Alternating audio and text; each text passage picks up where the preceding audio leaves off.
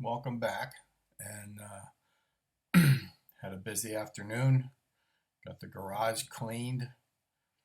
I got zombie walk, and just got done with the little dinner. And now I want to finish up medical anthropology. So we have one more segment here to do, and we're gonna talk about some issues, some related issues. Now we've done indigenous healing systems, folk healing systems like community healing and like humoral healing and so on. We talked about things like phytotherapy, and we talked like things like the use of minerals in healing and so on. And then we also talked about the Western biomedical system, right? The Western biomedical model and some potential issues with it. Okay, so we want to finish up here with this question. Now that we've talked about indigenous systems and about the Western biomedical model, and the question is, what can Western biomedicine learn, if anything, right, from folk systems? Um, are there, we know that there are some problems with Western biomedicine. Can some of those problems maybe be relieved? I'm not saying all of them, but certainly could some of them be relieved by paying attention to folk systems or learning from folk systems and what folk systems do, how they approach healing, right? And maybe even the kinds of substances they use. So we actually get to this, right? What can we learn from folk systems? Well, maybe we can learn new healing substances, right? And different kinds of therapies that have proven successful in those folk systems, in those more indigenous systems. What else? Well, for example, here healing substances. Like what can we learn from the herbalist? I even said that some of the drugs, right? Some of the things that we take for granted are medicines. Have their origins with herbalism. Using plant material, using plants to cure sickness and so on, like phytotherapy. I told you the little story about aspirin and the substance that was in willow bark. Okay, so maybe we can learn new healing substances and maybe different kinds of therapies. What else? Well, we talked a little bit about the patient-doctor relationship. We talked about Daniel Chambliss and the patient as object and all that kind of stuff. So maybe we can learn something from Aboriginal curers, right, who focus on the patient. They focus on the patient as a whole person, right, and they focus on the community. We have here's the another little depiction of the Kung healing ritual, right? Um, Focusing on the patient, focusing on the community support, all that kind of stuff. Maybe that's the basis of what we think of as patient-centered treatment, right? Uh, if if Western biomedicine is looking to be more patient-centered, well, here's a system, right? Community healing that has been and is patient-centered, right? Okay, so what else? So treating the whole person, right? Treating the patient as a whole person integrated into a community. This could be a very important aspect of the efficacy of community-based healing, and it could be a very important aspect of a focus on the patient. Okay, everybody good? So maybe those kinds of things, are what we could learn, or what Western biomedicine can learn from folk systems. What else do we want to talk about here? Well, globalization. We're going to talk about globalization. Um, and change, right? Globalization and the way that the world is changing, globalization and the way that even medicine is changing. So, you know, what, hey, here you go, right? There are new and emerging health challenges in a globalizing world. Now, here's a picture that is gonna look very familiar to you right now. Let's get it. I want to get it right there. There it is. Okay. Oh boy, right? Oh boy. Oh, oh, I missed it. Where is it? Go back. There we go. Look at this. I mean, isn't this right? It doesn't that look familiar to us, right? Doesn't that look familiar to us right now? Okay. So, today, the COVID-19 pandemic, why are we experiencing a pandemic? Well, because we live in a global world, or we live in a globalizing world, and there's international trade and there's international travel and movements of people constantly, and that's what we mean, right? It's a global economy, and because it's a global economy, we face things like the COVID-19 pandemic. The fact that we live in a global system that's so highly interconnected makes things like the coronavirus pandemic a possibility, always a possibility, and it's not the first time, right? So, you know, one of the things that globalization does is it presents us with new kinds of infectious diseases and how they spread, right? So, for example, I've mentioned travel and migration, how those things contributed to the spread of SARS, a severe acute respiratory syndrome.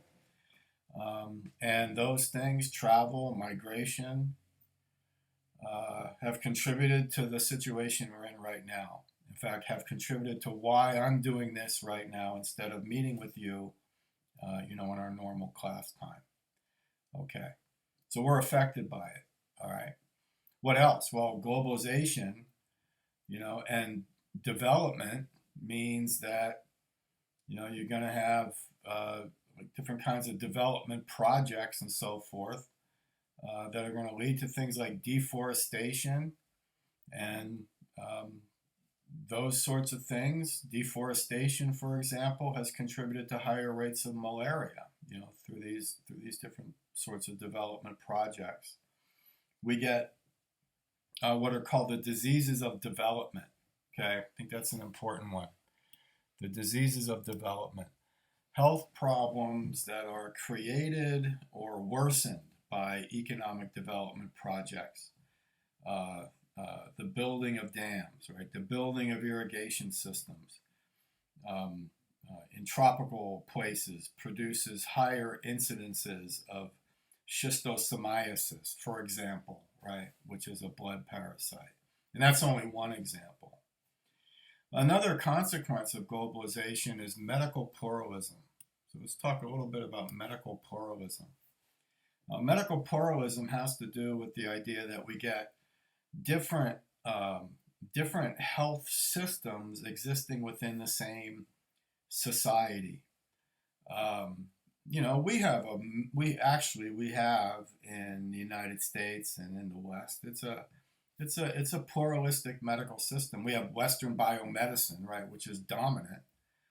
But if you think about it, chiropractic, right, is an alternate, right, and it exists sort of alongside of Western biomedicine, and people actually move back and forth between it, or people select from each. They turn to chiropractic for one thing, they turn to Western biomedicine for another.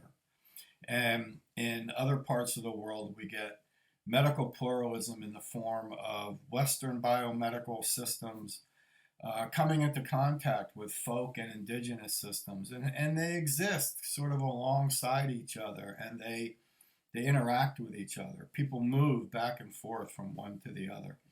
So I don't know if you remember, but a long time ago in the course, maybe one way to understand medical pluralism, if we think about Western biomedicine standing alongside of indigenous or folk systems, or kind of blending together with those indigenous or folk systems. That's an example of cultural diffusion. Okay, so that's a consequence, I think, of globalization, is the rise of medical pluralism. Okay, all right, so let's continue. Now, what I'm talking about here are actually problems, right, that might be created with the confrontation of Western biomedicine in other cultures, maybe non-Western cultures.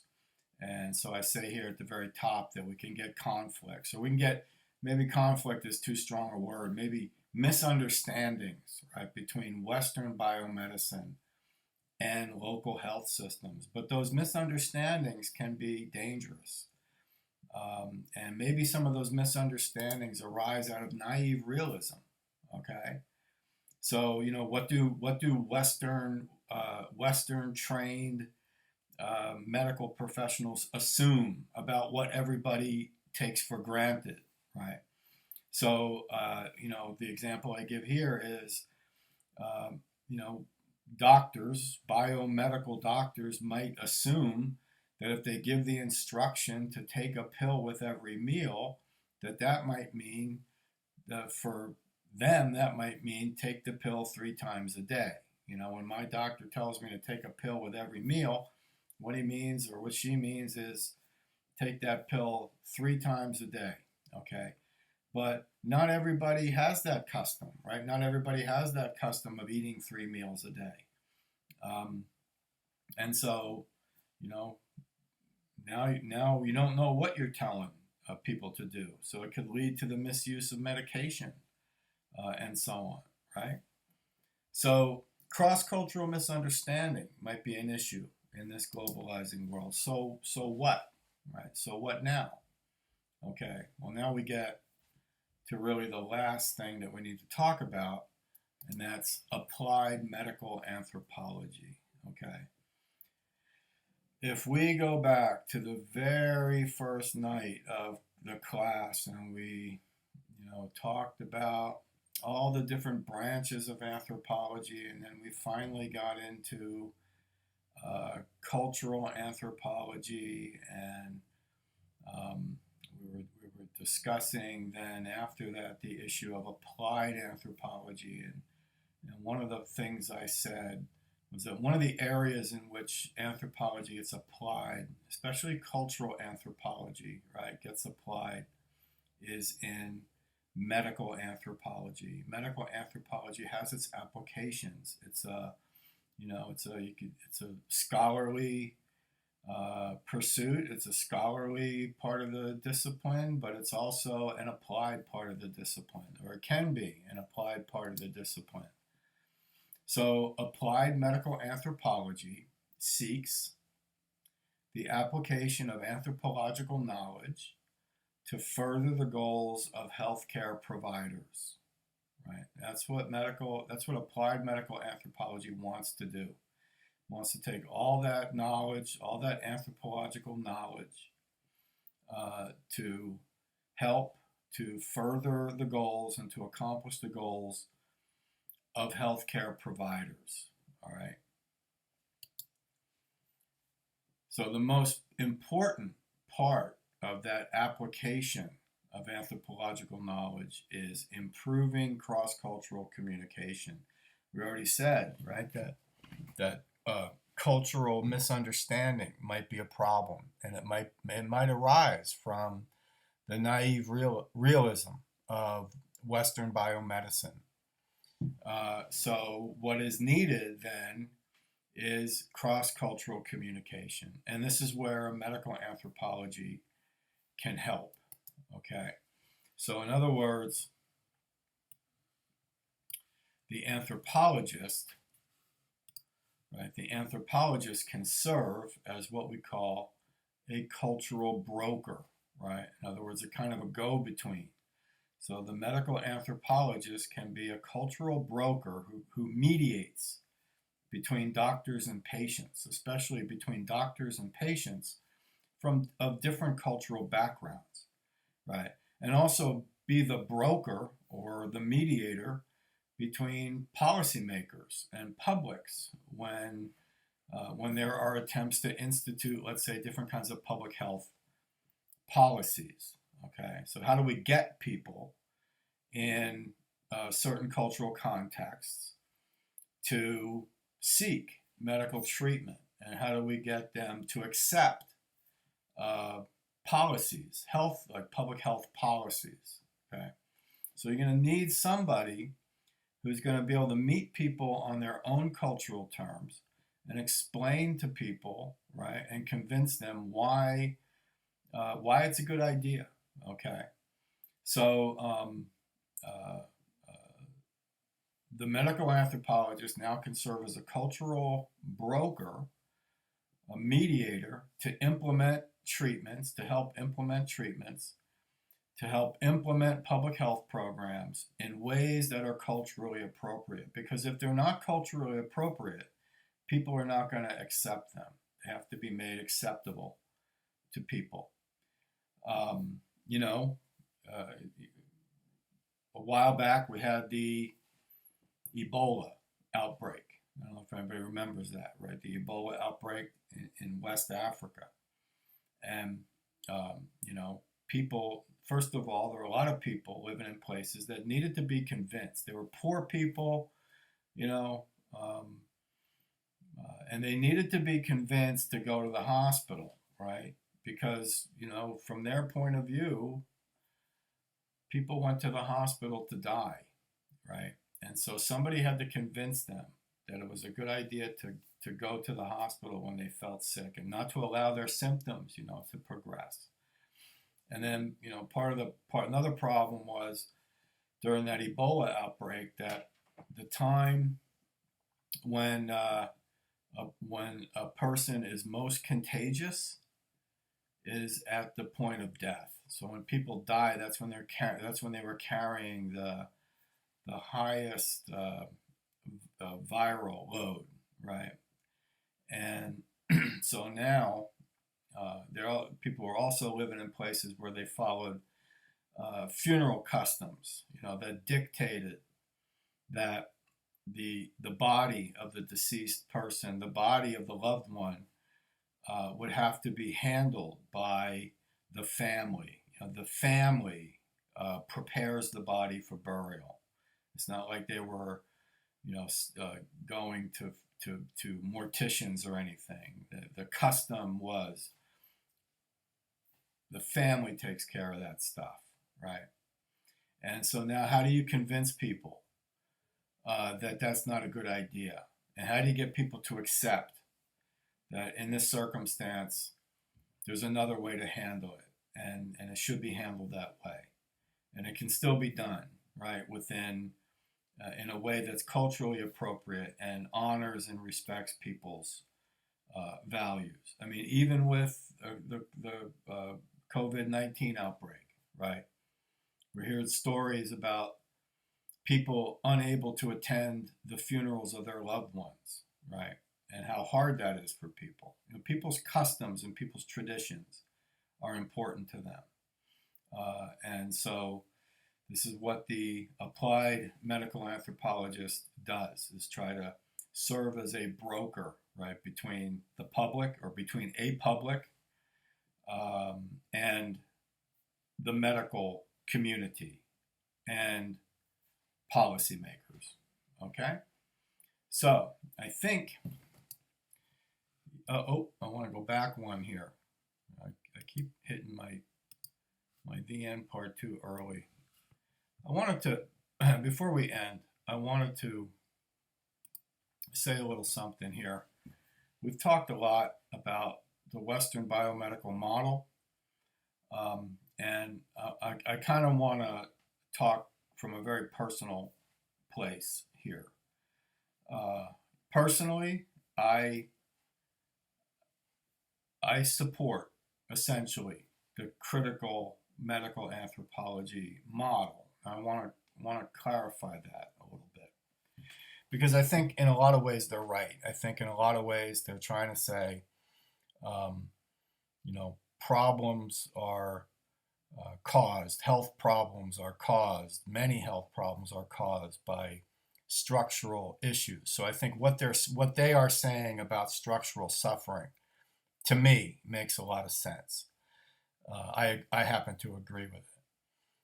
I also agree with the idea that Western biomedicine perhaps needs to be able somehow to take culturally specific syndromes into account, right? And recognize their reality. It seems like the only culturally specific syndromes that Western biomedicine accepts as real are the ones that take place within Western societies, like anorexia nervosa and bulimia. Also, now, we were talking about the possibility of, of an issue in the Western biomedical system that tends to treat patients as objects. And I wanted to just, having said that, I wanted to put this picture up because if we say that Western biomedicine leads to a tendency to treat patients as objects, then you might get the impression that I'm saying that people in the medical profession have no compassion. And that's not what I believe. I believe that there is a great deal of compassion in the medical profession. My mother was a nurse for 40 years. She was a highly dedicated nurse. And so I saw her. I saw her go through her, live through her nursing career and how much it meant to her and how much of her life she put into it. And I have this picture. This is a picture depicting Doctors Without Borders. And so these are doctors and nurses. And you know what? They all went to medical school, right? They all went to nursing school. They all went through that same enculturation process. And yet here they are doing what they're doing out of compassion. And even today, yesterday, the day before, you hear stories as we're going through this pandemic of doctors and nurses, right, putting their lives at risk to help others. And, I don't think that we should minimize that, So yeah, there's definitely compassion, and there's compassionate people, and there's people that go into these fields for those very humanitarian reasons. And I just wanted to recognize that before we leave the topic completely. Okay. All right. So now I can finally say, for this part, our treatment of medical anthropology, that's the end. And so before I sign off here completely, come here, let's get Zombie over here, okay, and give you a chance to say, come here, give you a chance to say hello and goodbye. Sit to Zombie, sit. Look at the people here. Come here. There you go. There she is. Okay. Yeah. All right. She's happy that I'm home 24 hours a day, but what does she know? All right. Okay. Well, it's been wonderful spending this time with you and spending Easter with you. And so I hope you had a great day, and I'll be getting back to you soon. All right. I may do a little something with religion. I don't think I'm going to do an extensive treatment of religion. I'm going to walk you through a lot of it. I think maybe the main thing, if I do anything with religion, the main thing I'm going to do with it is just go over the different theoretical perspectives with you. Okay.